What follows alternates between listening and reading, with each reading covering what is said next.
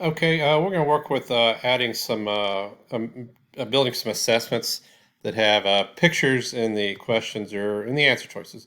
So you can see, like on this question right here, it has some smiley faces, and this over here has hearts and stars and stuff like that. So I'm going to show you how to put that into the question. So first I'm going to go, you can see this is a multiple choice question, so I'm going to choose multiple choice over here. And then I'm going to go to uh, the the uh, the question right here, and I'm going to go ahead and use my snipping tool to snip the picture. Uh, Something else I want you to notice is I have my PDF set at 75%.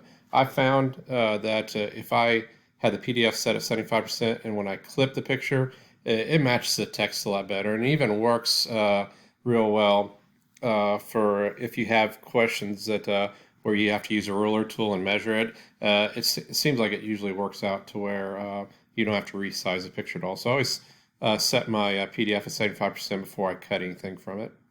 So I'm going to go ahead and do a new snip. Okay. And I try to make it get the bare minimum there. You see I don't have any white space left there. And then when I snip it, I'm going to save it. I usually save it to my desktop. And I label it usually by the question number. So 1 and save. It's told me that I already had a 1 saved. It's probably from another question that I did. So now I'm going to go to the question and go ahead and copy the text, including the number.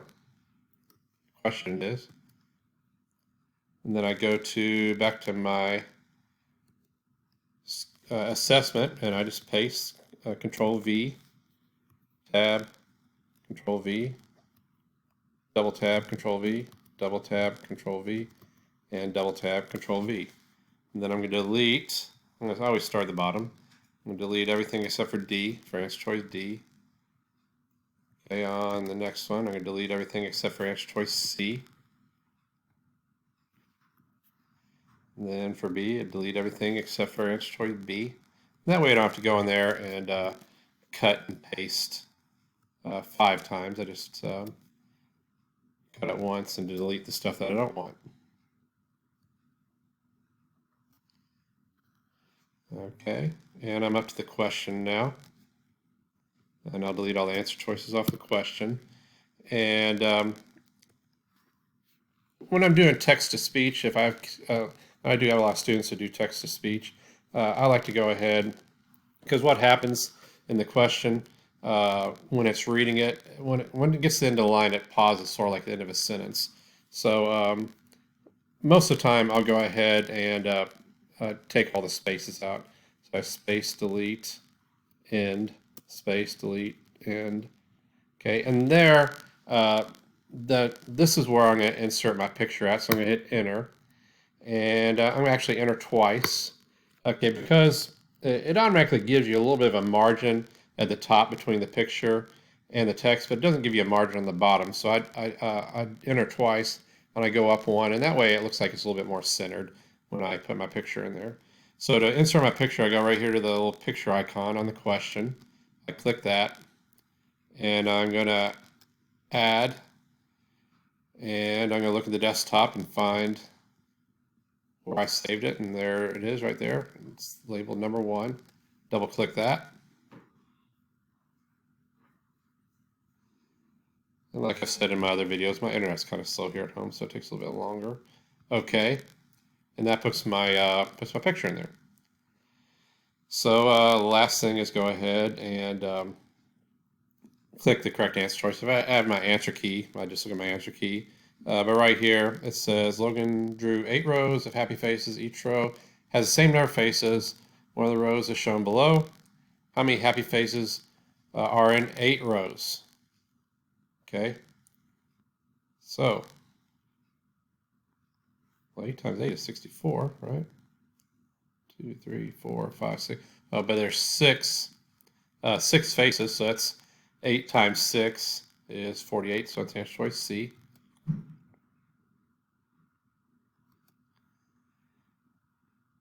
and go and save that.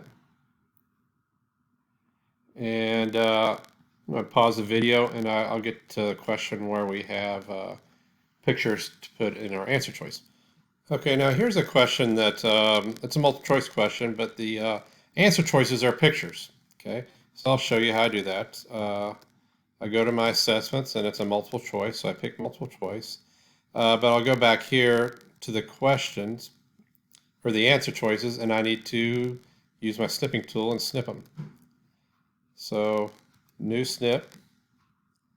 And when I snip it, I also like to get the letter of the answer choice in there also. So that's F, and I will save it as F. Okay, new snip. I'll do G.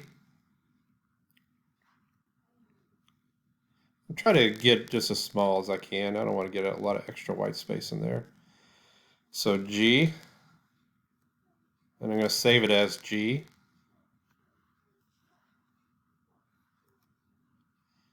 Okay, new snip. I'll go and do H now.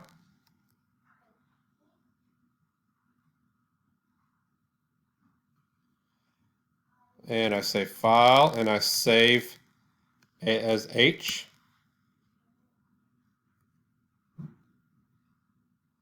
And my last snip, I'll do J. And I save it as J. And save. And now I can go to my question 4, and all I need to do is copy the question. So I copy the question. I go back to my assessment, paste that, Control V, and I'll go ahead and take spaces out of it. So when it reads correct. So for the first answer choice, I'm going to click in that box, and just like I do when I put my picture in there, I'll put my question in my answer choice.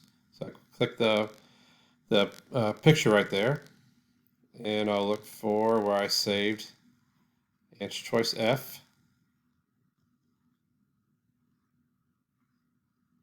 And I click OK. Go to the next answer choice, click the picture. That's G.